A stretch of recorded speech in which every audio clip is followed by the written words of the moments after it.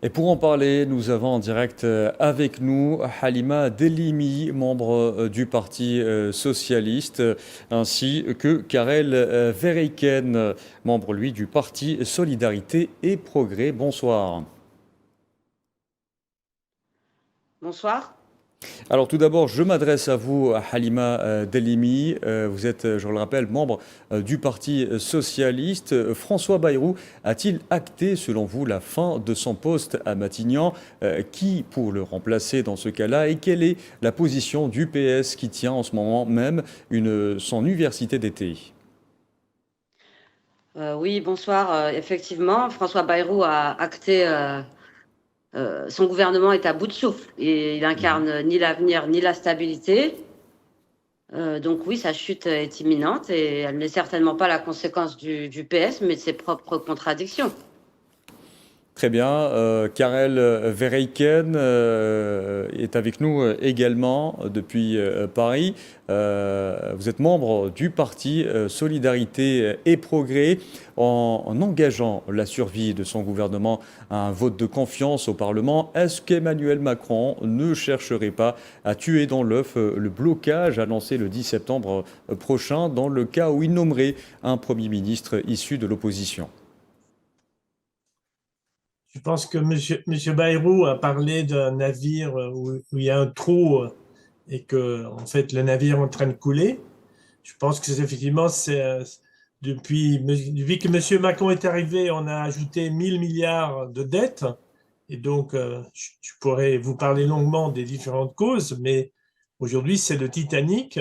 Et Monsieur Bayrou et Monsieur Macron semblent vouloir prendre les canaux de sauvetage et veulent soi-disant partir comme des gens qui ont dit la vérité, quitte à pouvoir revenir avec le pseudo-image des gens qui vont sauver la situation. Mais c'est une sortie programmée et laissant la France dans la crise que eux-mêmes ont créée en acceptant tout un système, notamment d'intérêts composés de la dette, Mhm.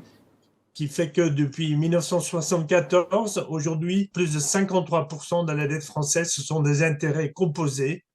C'est un vieux système qui date de Babylone, qui normalement était interdit au nom de la lutte contre l'usure, mais que les banquiers ont joyeusement réintroduit depuis longtemps et qui pèse, qui crée cet effet boule de neige, non pas par l'explosion des dépenses, mais par l'explosion d'un taux d'intérêt qui n'a plus rien à voir avec un investissement ou une vraie dette Très bien. basée sur des investissements.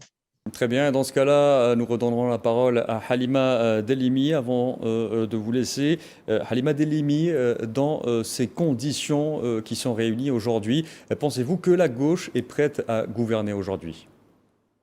Absolument. La gauche est prête à gouverner. On a un contrat de gouvernement et un projet pour les Français. On est prêt à gouverner. On a un contre-budget qui est prêt, qui sera annoncé dès demain, d'ailleurs. Et quelles seraient les premières manœuvres pour tenter de relever notamment les finances et l'économie française qui est, même selon François Bayrou, au bord du gouffre? On a, on va annoncer ça demain parce que nous, on cherche pas l'aventurisme institutionnel. On cherche pas la crise, mais la clarté. On veut Mhm. construire une alternative sérieuse et social-démocrate. Mhm. Le 8 septembre, nous voterons unanimement contre François Bayrou, évidemment. Ce choix, c'est pas un calcul opportuniste, hein, c'est un acte de clarté. Nous devons la vérité aux Français. Aujourd'hui, François Bayrou abandonne la France d'une façon quand même là, enfin, race campagne, on peut le dire. Très bien. Euh, Oui. oui, la rupture aujourd'hui entre le MoDem et Renaissance, c'est pas le fait du Parti socialiste, c'est l'échec d'une coalition qui tient plus la route. Donc nous, qu'on soit très clair, notre vote n'a rien à voir avec la connivence avec le Rassemblement national. On Mhm. partage rien avec l'extrême droite et nous ne leur devons rien. Mais nous devons aux Français la vérité. Ce gouvernement, il est à bout de souffle et il n'est plus en état de conduire la France. On l'aura compris. Halima Delimi, merci d'avoir répondu à nos questions.